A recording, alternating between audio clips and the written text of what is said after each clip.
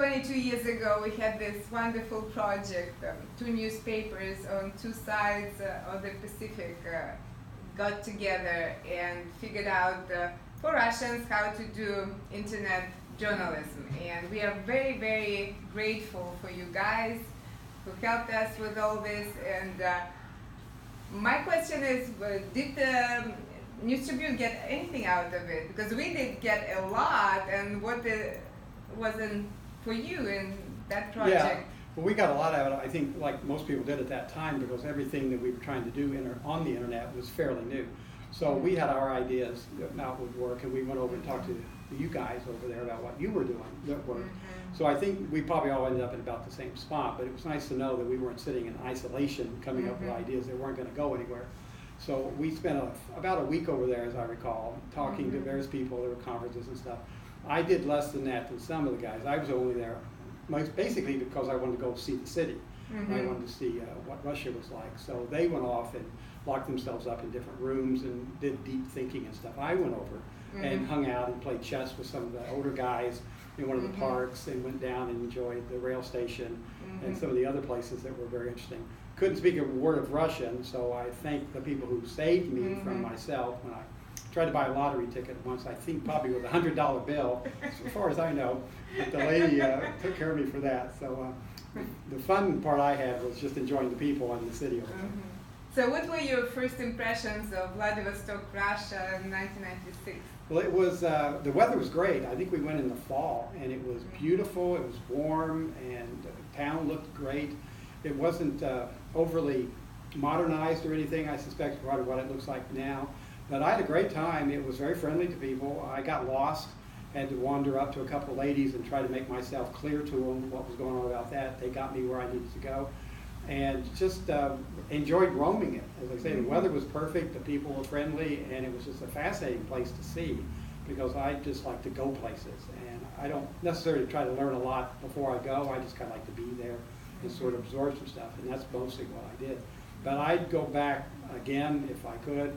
I liked knowing that I'd been to Russia. That was just exciting at the time. It was not something that a lot of people probably did then. It wasn't hard to do. It just, I didn't get to do it, and I very much enjoyed that. Remember when we were doing our newspaper back in Vladivostok, we used to mirror it on the Tacoma News Tribune website, but then unfortunately in 1992 our print edition died because of the ruble crisis, and gradually things started going down, and we did not have this great cooperation anymore. Was it a big disappointment for you guys? Because really it amounted to nothing, and even most of archives are really lost. Yeah, how do you feel about it? Well, anytime you lose a newspaper, that's always sad, because there's so much strength that papers bring to their communities and such. And I, again, kind of enjoyed the people that I had met over there. I remember we sat in a bar one time, and you guys wanted to understand better just the mechanics of how you kind of schedule stories and different things like that. So some of it was very simple stuff, and some of it was more complicated. But I was very impressed by what struck me as just the bravery of having to go out every day with not a very big staff and deal with a big city, with governments that I assume were not that cooperative. Ours over here can be just equally that way, but it seemed just trickier. And I was always thinking, I don't know if I could be very good over here at this crowd, because it just seemed like every step was that much harder.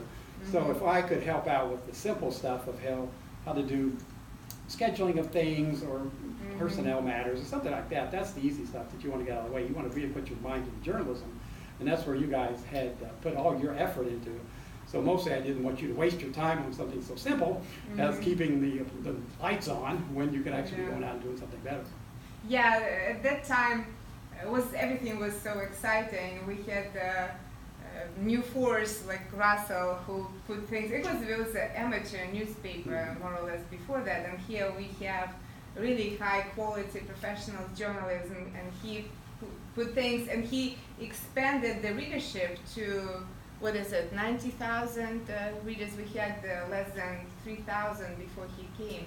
It was on the internet. Yeah, I know you guys were probably mad at me for stealing him from the newspaper, because I was told he's one of the best reporters here, and here I am snatched him from the staff. Well, he must have seen something that we couldn't match. Yeah, but it turned out great. You see, the ultimate result was fantastic. Well, good. Well, if we can contribute, that's what we try to do. You know, most papers our size don't hang on to people forever anyway. Sometimes they're on the way up, or sometimes they're just fresh and haven't done much. So if we can have somebody like Russell, who's here to help for a while, we use him up and then we let somebody else have him. And we hope for the best for as long as we do have him. So that's not new to us. And overall, basic role of the Tacoma News Tribune in spreading internet journalism in the Far East, of course, with the help of the American government, was incredible, because now everybody has their own websites, and at that time we were the only ones. And then we had this conference to teach Russian journalists from the Russian Far East. Yeah, the News Tribune had one of the earliest websites, I think, in the country, practically. I don't know, I wasn't around to know why that was set up, but when I came, it was like, really? I mean, most people had not even heard of the internet, and they'd had a site here for quite a long time. Again, I imagine it was pretty simplistic at the beginning, but that was something we were looking at to try to make some use of. Nothing that we'd have ever foreseen, where it went. But, you got to start somewhere, and I think we were probably one of the early ones that started that. And I'm still not sure how this whole first connection started, because it was first between the Tacoma News Tribune and the Russian Vladivostok newspaper. And how this happened, I still don't know. Nobody tells me. I believe it was your editor who knew one of our editors, Jonathan Nesvig. And Jonathan's a world traveler. He likes to go everywhere, and he knows lots of people. So I think those two got together and decided there was something to be had, and then dragged the rest of us in.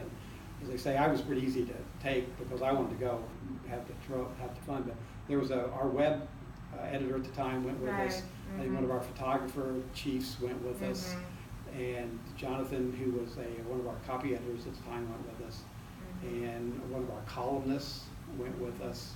So there are about half a dozen people here who had different skills and different things to bring to the matter, and we had a very receptive place to go over there. People were interested in learning.